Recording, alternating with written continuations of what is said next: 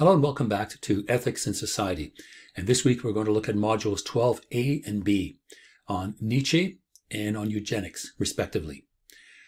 Typically, the first thing I do when I start this class in front of a group of people is I ask if anyone has ever heard of Nietzsche. And a couple of students put up their hands. And normally the response is that most people have heard of Nietzsche through secondhand information. Which is unfortunate because Nietzsche does have some interesting and very often provocative ideas to present to us.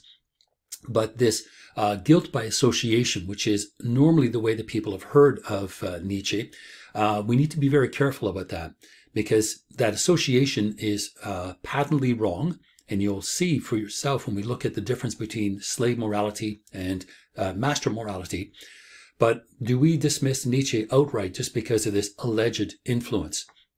Well, I'll leave that up to you and let you decide, because at the very least, when we look at the birth and death dates of Nietzsche, 1844 to 1900, 1900 is at least 35, 36 years before the rise of the National Socialist Party in the first place. And if we were to read Nietzsche carefully, and then apply his ideas to Nazism and this notion of herd mentality, we would realize that this is, in fact, a very stupid association to make in the first place. But Nietzsche did quite often say very provocative things that still resonate with us today, such as this wonderful little statement here: "There are no facts, only interpretations." Does that sound like something that is happening right now? That certain people that follow a certain political party in a certain country are grappling with? Well, yeah, absolutely. So we need to be mindful of what Nietzsche tells us and often the context in which this is occurring. Now, something that Nietzsche did say is the following: the individual has always had to struggle to keep from being overwhelmed by the tribe. So the tribe, the herd mentality, this is counterintuitive to Nazism. It's counterintuitive to any kind of totalitarian or fascist ideology, because the tribe is exactly what Nazis want. And Nietzsche is saying, no, it's very hard to struggle to overcome that tribe. And if you try it, you'll be lonely often and sometimes frightened because it is overwhelming. But as he says, there's no price is too high to pay for the privilege of owning yourself. And this is really the operative statement here. The privilege of owning oneself, to be in charge of one's life. This is what Nietzsche is all about. Now, unfortunately, Nietzsche was influenced by social Darwinism, which at that time in the 1870s and 1880s was very popular, also very dangerous, but certainly in hindsight, it has become increasingly dangerous. But at the time it was presented, it was positing the possibility that human society was evolving according to positive evolutionary principles. This notion that only the strong survive. Now, you can talk about that physiologically in terms of social mores, or at its most dangerous level in terms of politics. So that if only the strongest survive in terms of politics, therein lies the real issue. Because those that are in power now begin to dominate others. And so this is what social Darwinism at its worst was all about. Right, the stronger overcoming and controlling the weak. So in that sense, we can see there's a master-slave relationship going on. And this is where sort of Nietzsche got his ideas. But again, let's be careful to see what he says. Now, the other sort of influence or individual that he was influenced by was Schopenhauer, Arthur Schopenhauer. And he was an early existentialist. He was a person that was also concerned with the notion of overcoming obstacles in the real world and establishing oneself as the master of one's domain, we might say. But also Nietzsche was the first to point out that, yeah, quite often this will be rather pessimistic because it is not easy to go it alone, right? We like to belong, we like to be part of a crowd, but we don't want that crowd so overwhelming that we end up not being able to make our own decisions. So if that's the case, pessimism is certainly a part or a component of existentialist existence. So pessimism is this belief that life is unfulfilling, on a fundamental level. And as we try to satisfy one desire, 3 or 4 more will come up, and we somehow will live our lives endlessly not satisfied in our desires. So if that's the case, if this is what Schopenhauer is presenting to us, Nietzsche is sort of embracing this and saying, okay, I acknowledge that there is pessimism in the world, because remember, he said, you'll be going it alone. You'll be frightened sometimes. You'll feel lonely. But is that where it stops? He says, no. No, Nietzsche says we have what he calls a will to power. And that is a desire to control others, to master, to oppose our will upon them to get the most out of life. Now, let's be really careful with will to power, because that doesn't mean we dominate other people politically, economically, socially, physically. Really, ultimately, what happens is Nietzsche is asking us to control ourselves, to make life, because we only have one shot at it, right? To make life the best we can make it. So that will to power is the desire to overcome the inherent pessimism that is in our world. And the way in which he does it, Nietzsche that is he looks at the world as divided up in these sort of 2 groups that can be interchangeable, because he says that, look, there is the master or the noble morality, and that is the morality of the proud and the strong and the doers, right? You've got the movers and shakers. Those are the master, or belonging to the master morality. Now, the slave morality, on the other hand, by comparison, is the morality of the groveling, the weak, the pathetic, individuals that are constantly blaming others for their lot in life. And Nietzsche says, look, these are the sort of the 2 main positions in terms of morality, at least the way he sees it. And he says, look, these 2 modes can coexist in the same culture. They can even coexist in the same person. And in fact, they have to, because for Nietzsche's moral perspective to work, we have to start in one position, quite often the one of the slave, in order to move into the master morality, the one where we are able to control ourselves. So what happens is we have a society in which we live in, a community in which we live in, and it will dictate what kind of morality it wishes to follow through with. And so for Nietzsche, that's that crowd, right? That herd mentality. We need to go it alone, because the voice of the will to power for the community may be one of, oh, well, it is what it is, and we can't really do anything about it. And Nietzsche says, no, we have to move out on our own, and we have to conquer this pessimism, right? The obstacles that others put in their way, that even though it's in front of you, you need to overcome it. You need to be able to control yourself and control your desires and instincts and passions, and funnel them or sublimate them, if you are ever studying Freud, sublimate them into a socially useful function that allows you to overcome these obstacles that stand in your way. So that is really what Nietzsche is saying. So again, doesn't sound like Nazis, does it? Right? You want to go it alone, get away from the herd, not be uniform and follow conformity. Quite the opposite. So right now we have Nietzsche's morality, the 2 different kinds that we've talked about. Slave morality here, morality articulated by the weak, designed to serve the interests of the weak, to essentially justify their inferior position in society, whether it's economic or political or certainly social, versus what he calls a master morality. Right? These are ethical codes that serve the strong, praise the attributes of the strong through strength and ability to conquer. Now again, remember, conquer oneself, right? Self-ruling and self-domination. It sounds a bit strange, self-domination, but it's having control of yourself, not to let go and to turn around and blame others, because if you are going to be an existentialist, you only have yourself to blame. Because remember, you have complete freedom to do what you wish, but you cannot turn around and blame others if something fails. So if that's the case, both are self-serving. They are, because the slave morality serves the interests of the weak, and the master morality serves the interests of the powerful, right? Those that set the agenda. So let's break it down a little bit more here. So master morality determines what is good. So if the masters say that self-pity is wrong, then self-pity is wrong. But on the other hand, if envy is good, if jealousy is good, then that it is what it is. So the masters, in a sense, set the tone for the moral tenets of the day. And so the exalted, right, proud states of the noble soul, they determine what matters. They determine the order in which things are going to be done. And because of that, the master morality, or the masters, feel nothing but contempt, right, for those who are cowardly, who are slaves, who are anxious, those that are intent on what he calls narrow utility. In other words, a justification for their inferior lot in life. Now, again, we can take this in a number of different ways. We can talk about the inherent inequalities of society, the inherent inequalities in economics. And it's true, they're clearly there. But right now, let's try to keep focused on Nietzsche in terms of his philosophy.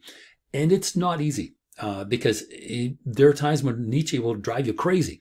But let's at least look to see what he's saying. So the master morality determines what is good. And by comparison, the slave morality, Nietzsche views it as a kind of utility. It justifies weakness. It justifies suffering. It justifies the fact that we are simply in this position where we try to rationalize the fact that we are still slaves, that we don't own what we do. We have no control over what we do. And this becomes very important because Nietzsche says that both the master and the slave mentality, right, it is a morality, but that mentality exists within a single person.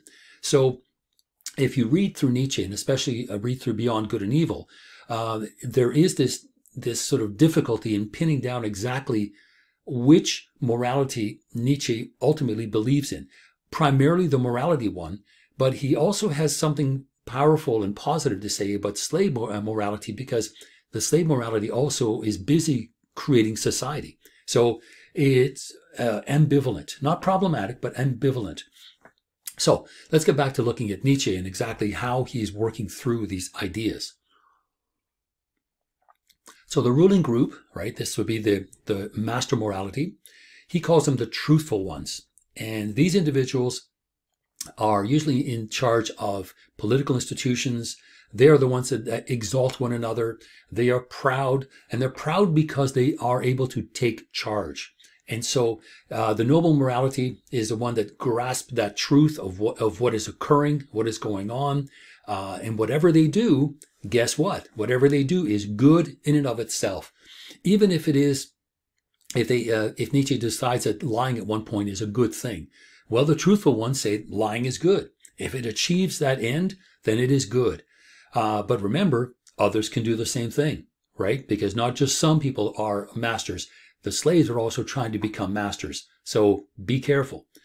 But ultimately, that's what he's saying. Those actions that are performed by the masters are judged to be good because aristocrats perform them. It is simply because they're the ones who do it. It's okay. And not because these actions are good in and of themselves. It is because the masters are performing them. So yes, it is maddening. And lots of people don't like Nietzsche for exactly these kinds of ideas, because ideas never exist in a vacuum. Ideas can become dangerous the moment they are used at ground level, we'll say, for political organizations in particular. So the master morality, philosophically speaking, all right, the noble individual determines and creates moral values, they honor themselves as powerful, they glorify themselves, because slaves rarely have statues built in their honor, but heroes and kings, yes, they do.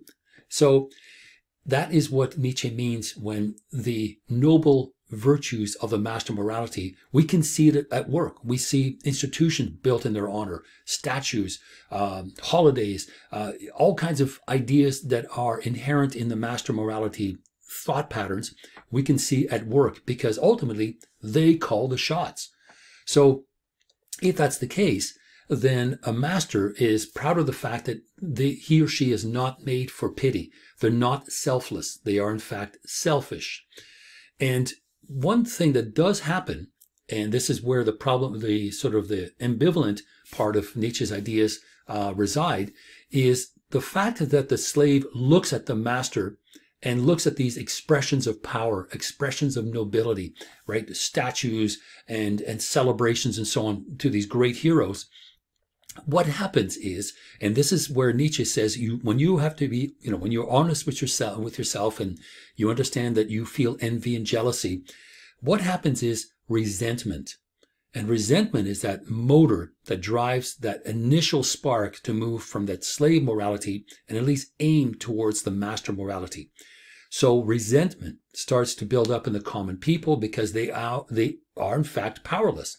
So slaves just start to condemn the masters just on a moral sense, right? On a moral level, which of course doesn't do a whole lot, but at least it allows individuals to acknowledge that, yeah, there's something that is inherently wrong here. So that's the first thing. There is this notion of resentment. And from there, the slave wakes up, right? They come to a realization. You call it an epiphany or something else. But suddenly looking at all these statues and all these institutions and these celebrations, and the slave begins to look at it and say, okay, the masters honor and revere tradition, right? They honor these powerful ancestors, and they are constantly looking backwards to past accomplishments, right? This is, and again, that another ambivalent moment in Nietzsche's thinking. While the slave, on the other hand, honors modern ideas, a belief in progress, a belief in the future, a belief in a better life elsewhere.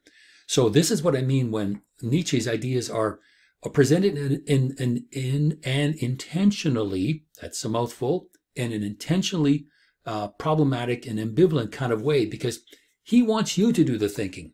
His job is not to say, I'm going to do this and this and this, and this is, here it is, wrapped up in a nice little pink ribbon and present it to you. No, you need to engage with that text. And if you read it carefully, you will find some of these issues that are raised that make these ideas not so clear cut. The definitions may be, but the relationships are somehow ambivalent. And the first one is this notion of resentment. And he writes in the Genealogy of Morals, the slave revolt in morality begins when ressentiment, he even writes it in French, itself becomes creative and gives birth to values.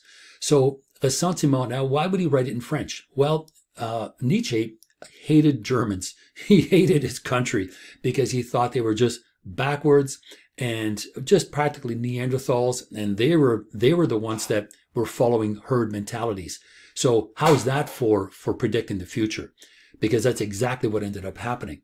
So Nietzsche says that slave revolt in morality begins when ressentiment or resentment itself becomes creative. So that resentment, and again, he writes it in French. Why? Because Nietzsche believed he was a cosmopolitan, right? He was a member of the world, not just a German, but he was a cosmopolitan person. This was an idea that was really in vogue at this particular time. And this is how Nietzsche could sort of call attention to it, by using words in their original language. So ressentiment or resentment becomes creative. It becomes useful, right? And so this resentment gives birth to values of, say, hard work and perseverance. And these become modern ideas because they build a new society. And this is where this really interesting shift occurs between the masters who look backwards and the slaves who look forward, right? They look at the future, where the future may in fact be a better place. So because of that, Nietzsche believed, when he was writing, that the next stage of human evolution would be moral. There would be an overthrow of certain moral tenets that were holding people back, and a new set of values would come into place of perseverance and self-sufficiency and overcoming obstacles. And he was, in that sense, a nihilist. Now, a nihilist is not somebody that enjoys setting fire to a post office or burning down, some kind of public institution. A nihilist, in this sense, is a person who denies the validity of all distinctions of moral values. And what that means is they reject the moral values of that particular time because they are based on an unequal relationship between individuals. And why? Because he just told us. He told us the masters are the ones who call the shots. They tell us what is good and bad. And of course, all the things that are good for them are bad for us. And all the things that we desire are called bad by others. And this is why, for example, the 7 deadly sins, one of them is jealousy and envy. And Nietzsche says, no, embrace it, acknowledge it and embrace it, because in that flavor in there is resentment. I resent and I envy that person. And Nietzsche says, Why, right? Finish the sentence. Because I want to be like them. Ah, there you go. And that's how Nietzsche can almost psychoanalyze us and say, you need to embrace these things because yes, envy and jealousy may have been considered bad by the value system that was created by masters, but we look at it and we embrace it. We come up with our new values, right? We revalue values. And that's what he's basically telling us to do. And we can do this by embracing and acknowledging that will to power. And the will to power, the very term says the ability to become powerful. And again, this is not political or economic power, although that can be a runoff, but the notion of self-actualization, to be able to affirm life to its fullest, overcome these obstacles. And he says it needs to be expressed openly, honestly, and nobly through exuberant, life-affirming self-creation. So self-creation is what it's all about. And so if that is the case, if we embrace that will to power, we're embracing a strength within us, not to pound people over the head, but in fact, for us to make the best life that we can make for ourselves. So this notion of nihilism that I've just mentioned here is one that has to do with the traditionally Christian moral ideals. And ethics of care is one of them. And Nietzsche looks at modern society and says, well, they're built in these moral ideas that really are constraining people. They're stifling people from expressing their will to power. And so if that's the case, it turns us into what he calls an Untermensch, right? An underman. And sort of under this system of morality. And as a result, he views slaves in the very popular word, although he doesn't use it in his text, but it is what we've heard before, sheeple, right? We just follow the herd. And what happens when we are sheeple, right? We derive our power, our identity, and our purpose from those other people who are also sheeple, who are also under men, or under the power of someone else's moral system. And that's really what is happening. We're looking to others to determine what is interesting, what is right, what is valuable. And now these days, and which is really dangerous, is we identify the truth of something according to whether or not other people in our tribe believe it to be.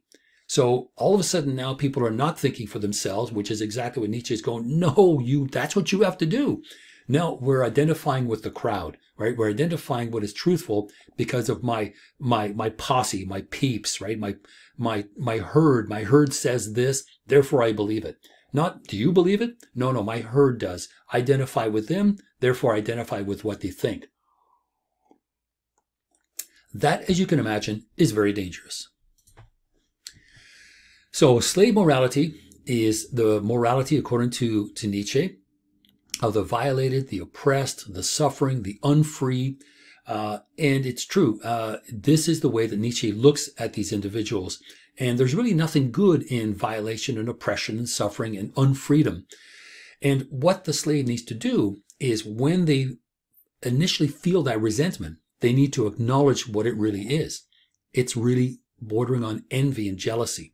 And the jealousy is what you would like to have, of course, right? You're jealous of someone because of what they have. And Nietzsche says, okay, acknowledge it, embrace it, and don't turn around and steal it from them, or pound them over the head because they have something you don't have. He says, go and get it.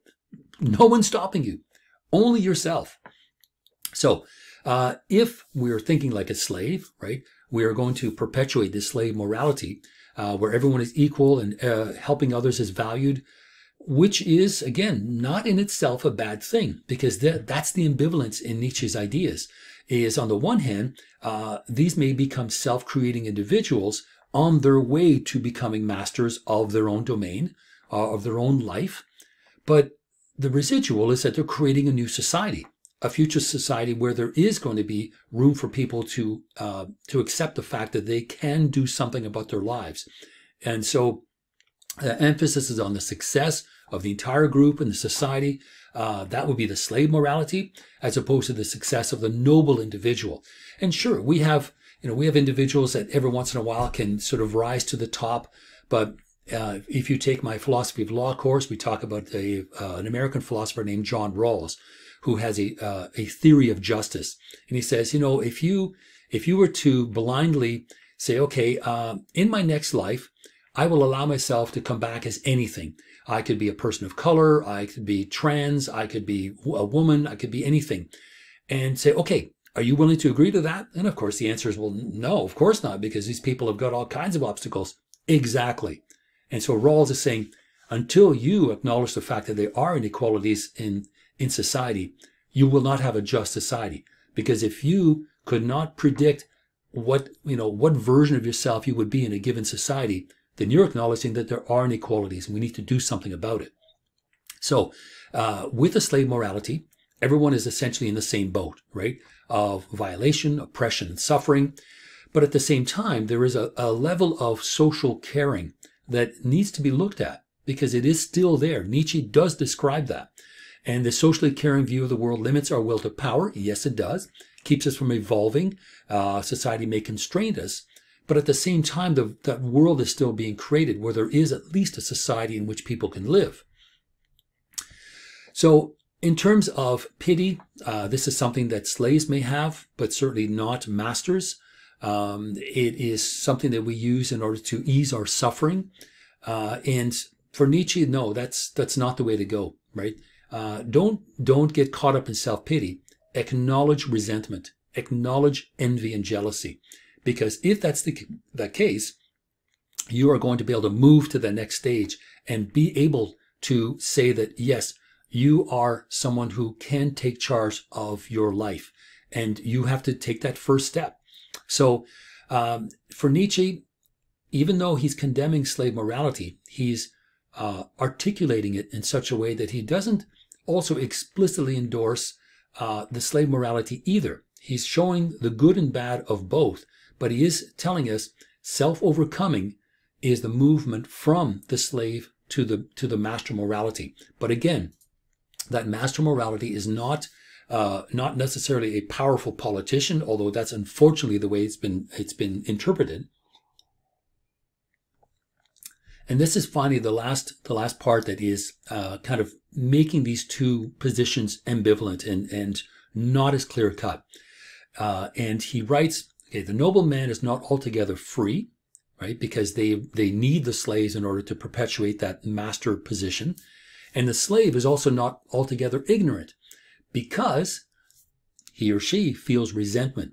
He or she has that self-awareness that, okay, I am a slave. I need to move out of this position. And so there is a degree of freedom, that free spirit that is in both the slave and the master. So the slavish man or individual is partly right and more truthful than the noble man. And again, I'm not trying to signify only men. This is the way that Nietzsche is writing. But what he does say in Beyond Good and Evil, and in fact, section 260, I think that's like the second last part. There's about 262 parts. But he writes, there is one last fundamental difference that separates noble morality or master morality from slave morality. The latter is characterized by a longing for freedom. And that ultimately is the engine that drives all of Nietzsche's thoughts. So if you had to sort of say, well, on what side is Nietzsche sort of going to end up? Well, as much as he talks about the master and says that they set the agenda, he does have a special place for the slave because the slave is the one who longs for freedom. The slave does not have freedom. They are the ones who are going to work hard and overcome some of these issues. So it is a very rich read. It's a very interesting book. Sometimes a little bit maddening because it is very much of a certain time and place. But certainly Beyond Good and Evil, written in 1886, so written quite some time ago, 150 or so years ago.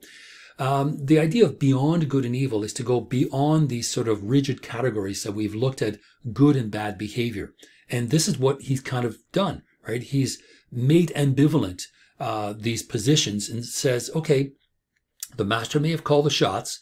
The slave acknowledges that, but the slave also acknowledges the position that they find themselves in. And if they long for freedom, they're on the right road, right? Because he's asking us to shift our perspective and says, okay, values such as, envy and jealousy is bad. Well, who said that? Well, those in charge.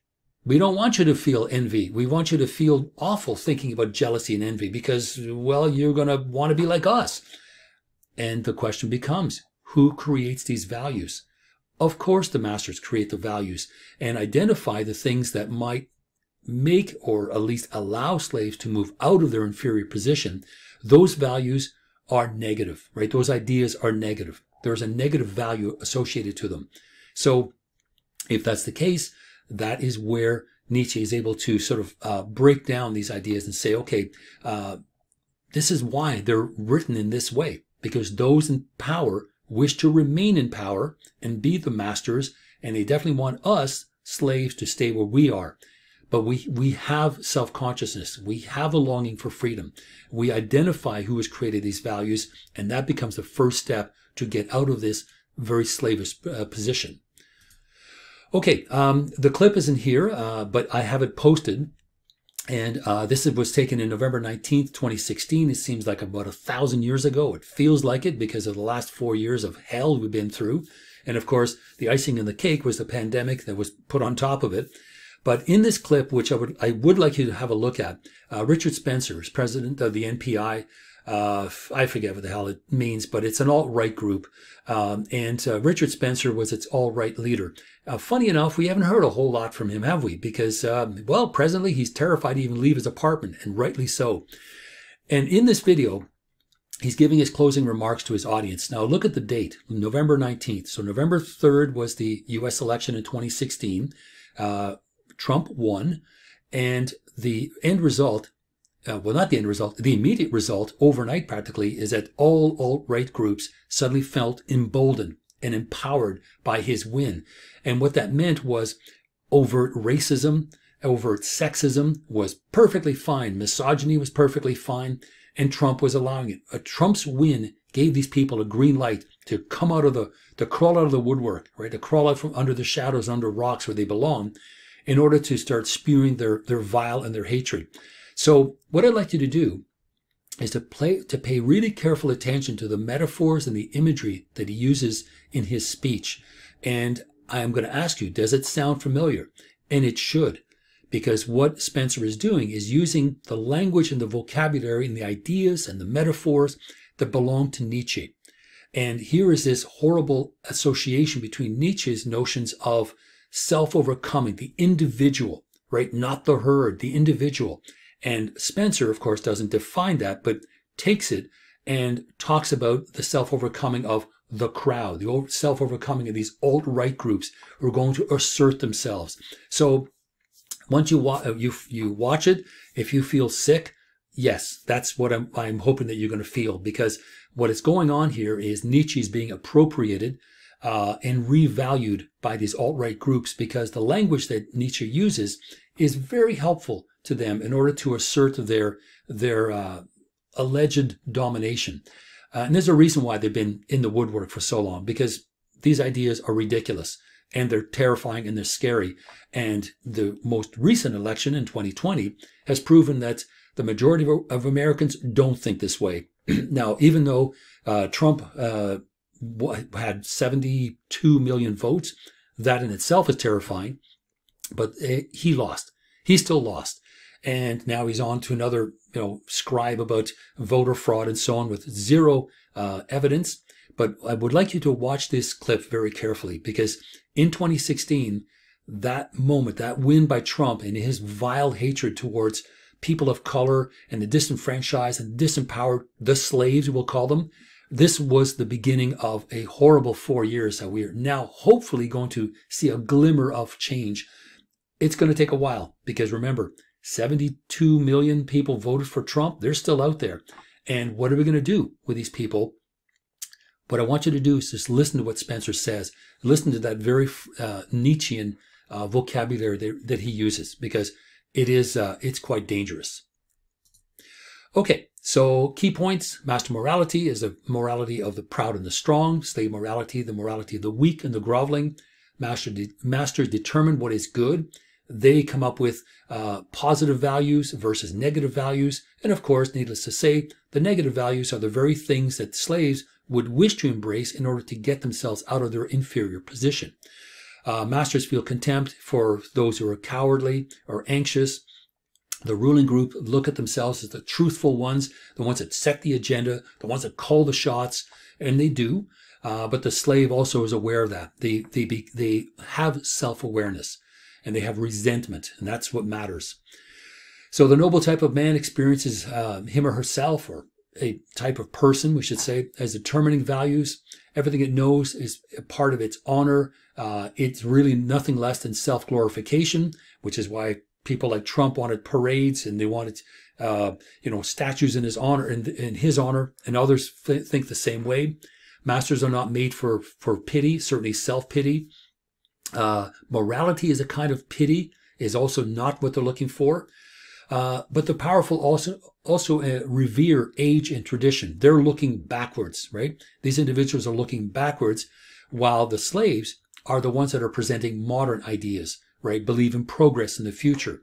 And they're not so respectful of previous ages.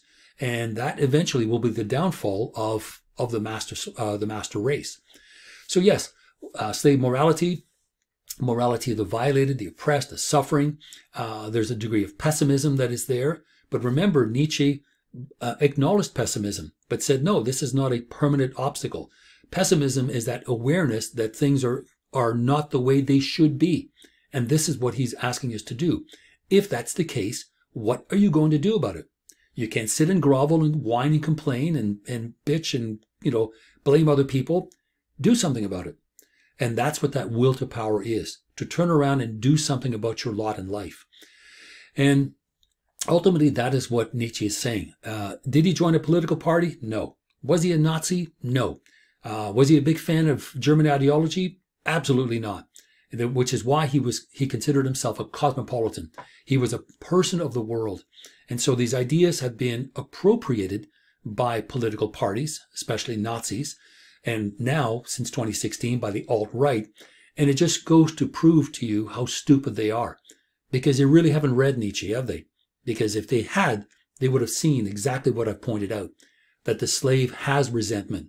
That the slave doesn't like the master in the degree like, oh, yes, I want to be in my inferior position. No, I want to be like this guy. I want to be like this person who has the power and the honor. So Nazism wouldn't last very long if everybody was imbued with those kinds of feelings. Instead, it was the opposite. It was following the herd mentality. And herd mentality is dangerous at the best of times. So that's Nietzsche, kind of in a nutshell, because Nietzsche said lots and lots of different things about different subjects, but at least here in terms of morality and ethics, he does present a very provocative sort of idea for us to consider, this notion of a master or slave, or noble and ignoble, or someone with freedom versus someone with unfreedom. But ultimately, Nietzsche is talking about acknowledging resentment of one's lot in life and moving to embrace the will to power to do something about it. And it doesn't mean conquering another country or enslaving someone else. No, what it means is overcoming obstacles that you as an individual see and feel. And the end result is you become a better person. You are more in control of your life. Okay, so that's essentially it. I'll be back very shortly with eugenics. So see you soon.